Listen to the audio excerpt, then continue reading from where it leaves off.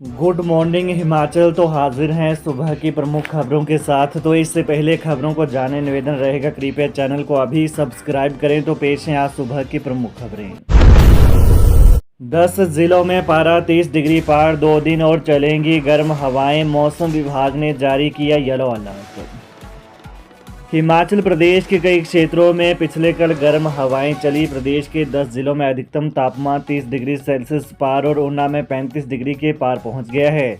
9 अप्रैल तक प्रदेश में मौसम साफ रहने का पूर्वानुमान है। धूप खिलने से पारे में और बढ़ोतरी दर्ज होने का पूर्वानुमान है। पश्चिमी विक्षोभ सक्रिय होने से 10 और 11 अप्रैल को राज्य के कई क्षेत्रों में बारिश होने के आसार है। ऊना, हमीरपुर, बिलासपुर, चंबा, कांगड़ा, कुल्लू, मंडी व सोलन में 6 और 7 अप्रैल को भी अलग अलग स्थानों पर हीट वेव की स्थिति बनी रहने की संभावना है। वहीं बता दें कि रविवार को ऊना, सुंदरनगर, भुंतर, नाहन, सोलन, कांगड़ा, मंडी, बिलासपुर, ढोलाकुआं और बारंठी में अधिकतम तापमान 30 डिग्री से अधिक रहा। आरटीआई एक्ट की फाइलें डील कर रहा आउटसोर्स कर्मी, राज्य सूचना आयोग का कड़ा संज्ञान। जल शक्ति विभाग में एक आउटसोर्स कर्मचारी को आरटीआई एक्ट के तहत फाइलें डील करने में लगा दिया गया। इसका राज्य सूचना आयोग ने कड़ा संज्ञान लिया है।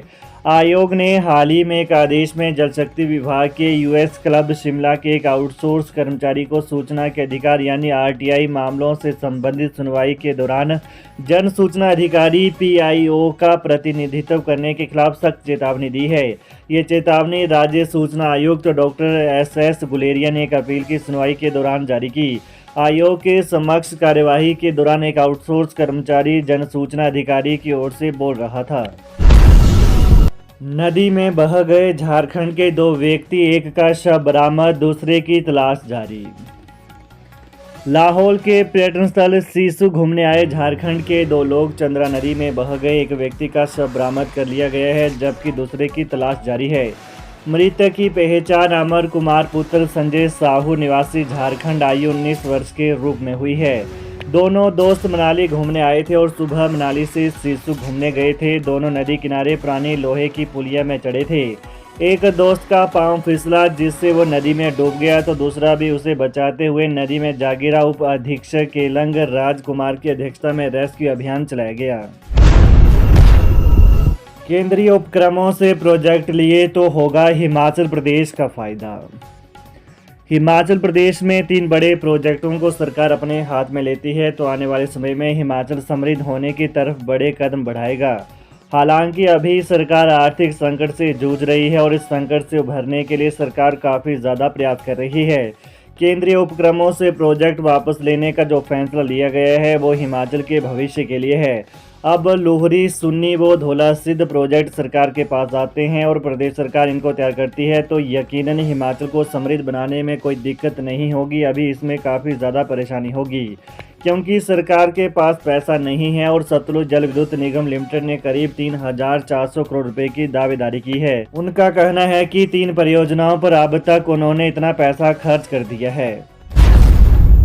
आज अहमदाबाद जाएंगे मुख्यमंत्री सुक्खू, चंडीगढ़ से लेंगे फ्लाइट, राष्ट्रीय अधिवेशन में होंगे शामिल। मुख्यमंत्री सुखविंदर सिंह सुक्खू आज गुजरात के अहमदाबाद जा रहे हैं। बताया जा रहा है कि सीएम दोपहर में चंडीगढ़ पहुंचेंगे और वहां से सीधे फ्लाइट लेकर अहमदाबाद जाएंगे। सीएम सुक्खू आज शाम को अहमदाबाद में होंगे। वहां पर कांग्रेस पार्टी का राष्ट्रीय अधिवेशन होने जा रहा है। सीएम ने इस अधिवेशन को लेकर कहा कि ये एआईसीसी का रूटीन प्रोसेस है जिसमें पार्टी अपनी आंतरिक रणनीति पर चर्चा करेगी। मुख्यमंत्री 2 दिन अहमदाबाद में रहेंगे। हिमाचल से एआईसीसी के कुल 25 दस्ते बताए जा रहे हैं और इन सभी को इस अधिवेशन में आने को कहा गया है। क्रिप्टो ठगी का मुख्य आरोपी दुबई में डूबकर हिमाचल में संपत्ति सीज, इन 3 राज्यों में भी बनाई प्रॉपर्टी। हिमाचल प्रदेश में 2500 करोड़ क्रिप्टो करेंसी ठगी का मुख्य आरोपी मंडी का सुभाष शर्मा अब तक दुबई में ही दुबका हुआ है। क्रिप्टो करेंसी ठगी से मास्टरमाइंड सुभाष ने हिमाचल, चंडीगढ़, पंजाब, हरियाणा, दिल्ली सहित दुबई तक संपत्ति बनाई है। उक्त में से ठगी मामले की स्पेशल इन्वेस्टिगेशन टीम एसआईटी की ओर से हिमाचल की सभी संपत्तियों को सीज कर लिया गया है, जबकि पंजाब, दुबई में भी बनाई प्रॉपर्टी को लेकर पुलिस मुख्य सरगना को पकड़ने सहित जांच पड़ताल को आगे बढ़ाने की दिशा में काम कर रही है। इसमें अहम है कि हिमाचल पुलिस विभाग ने केंद्रीय गृह मंत्रालय को सुभाष शर्मा को दिल्ली से वापस लाए जाने को भी पत्र भी लिखे हैं। साथ ही मुख्य आरोपी के पासपोर्ट सीज कर दिए गए हैं। ऐसे में अब दुबई से वापस आने या कहीं भी मूवमेंट पर कड़ी नज़र रखी जा रही है। आरोपी को करीब 1.5 साल से अधिक का समय दुबई में दुबके हुए हो चुके हैं। ऐसे में उसका वीज़ा अधिक समाप्त होने पर पकड़ में आएगा, तभी मामले में बड़े खुलासे व बड़ी रिकवरी हो पाएगी। 5 जिलों के 461 शराब ठेकों की नीलामी 9 अप्रैल को। राज्य के 5 जिलों में शराब ठेकों की नीलामी न होने के बाद प्रदेश मंत्रिमंडल में लिए गए निर्णय के बाद राज्य कर एवं आबकारी विभाग ने इनकी व्यक्तिगत रूप से नीलामी के टेंडर आमंत्रित कर लिए हैं। इन 5 जिलों के शराब ठेकों के लिए 9 अप्रैल को टेंडर खोले जाएंगे, जबकि बोलीदाताओं को सोमवार व मंगलवार को आवेदन जमा करवाने के लिए समय दिया गया है। यानी 5 जिलों शिमला, मंडी, बिलासपुर, कुल्लू व कांगड़ा के 461 शराब ठेकों की व्यक्तिगत रूप से बोली आमंत्रित की है। ग्रामीण अर्थव्यवस्था में सुधार कर रही सरकार।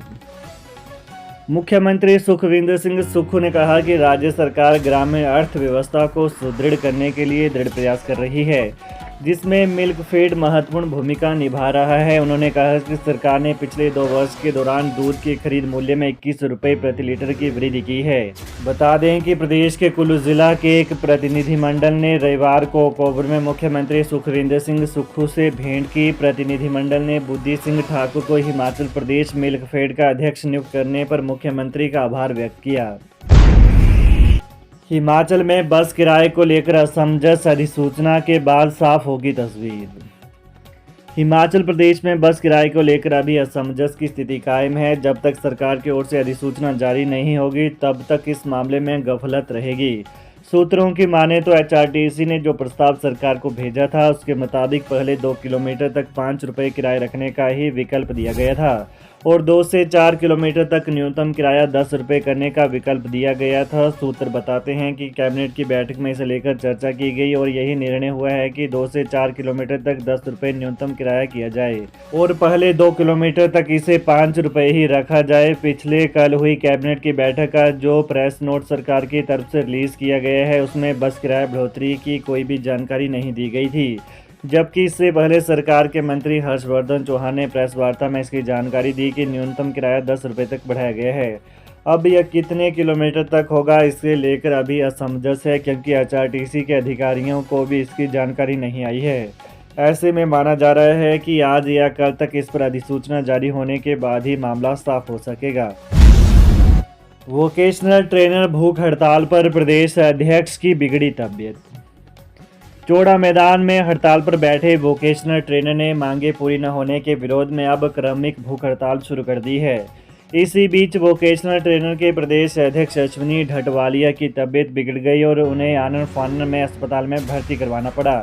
इन वोकेशनल ट्रेनर को कैबिनेट बैठक से बड़ी उम्मीद थी, लेकिन कैबिनेट में उनके मुद्दे पर कोई भी चर्चा नहीं हुई। इससे पहले मंत्री और नेताओं को उन्होंने ज्ञापन सौंपे थे, लेकिन कैबिनेट बैठक में इस मुद्दे पर चर्चा ही नहीं हुई। पिछले 8 दिन से यह वोकेशनल ट्रेनर हड़ताल पर हैं और उनके साथ महिला शिक्षिकाएं भी अपने छोटे बच्चों के साथ शामिल हैं। गौर रहे कि वोकेशनल ट्रेनर निजी कंपनियों से मुक्ति चाहते हैं। तो ये रहा सुबह की प्रमुख खबरों का आज का विश्लेषण। ताज़ा खबरों को जानने के लिए कृपया चैनल को अभी सब्सक्राइब करें। धन्यवाद।